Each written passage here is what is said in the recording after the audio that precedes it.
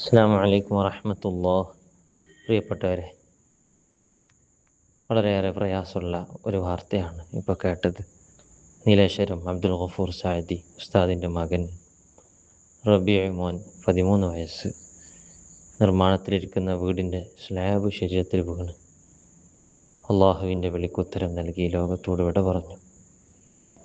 ഇന്നാ ലില്ലാഹി വ ഇന്നാ ഇലൈഹി റാജിഊൻ. ഇദാ അസാബത്തുഹും മുസീബത്തുൻ ഖാലൂ. വിശ്വാസികളുടെ അടയാളം പറഞ്ഞതാണ്. എന്തെങ്കിലും മുസീബത്ത് വന്നെത്തിയാൽ, കേട്ടാൽ, അറിഞ്ഞാൽ അവർ റബ്ബിനെ ഓർക്കും, ദിക്ർ ചൊല്ലും.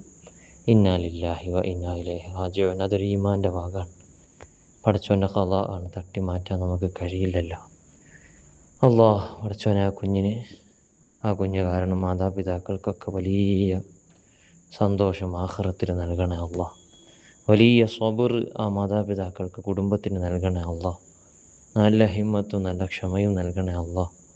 അല്ലാഹുവെ, പ്രായപൂർത്തി എത്താത്ത മക്കളാണ്, ചെറിയ മക്കൾ. പഠിച്ചോനെ, എരുമ പഠിച്ച് ചെറിയ മക്കൾ എന്തെല്ലാമാണ് അല്ലാഹ്, കളിച്ച് നടക്കുന്ന പ്രായമാണ്. യാ റബ്ബേ, നിൻ്റെ ഖളാ തട്ടി മാറ്റാൻ ഞങ്ങൾക്ക് കഴിയില്ല അല്ലാഹ്. നീ സ്വർഗം കൊടുക്കണേ അല്ലാഹ്. സ്വർഗത്തിലെ ഖാദിമീങ്ങളിൽ പെടുത്തണേ അല്ലാഹ്. റബ്ബേ പഠിച്ചോനെ, ശുഹദാക്കളുടെ കൂടെ നീ ചേർക്കണേ അല്ലാഹ്. അല്ലാഹ് യാ റബ്ബ് യാ അല്ലാഹ്. മുത്തുനബി സ്വല്ലല്ലാഹു അലൈഹി വസല്ലമ തങ്ങളുടെ നോട്ടം ആ കുടുംബത്തിലും മോനിലും നൽകണേ റബ്ബേ.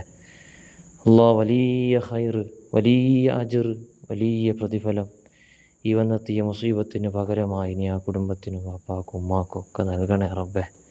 ആമീൻ ബിറഹ്മതിക യാ അർഹമർ റഹീമീൻ.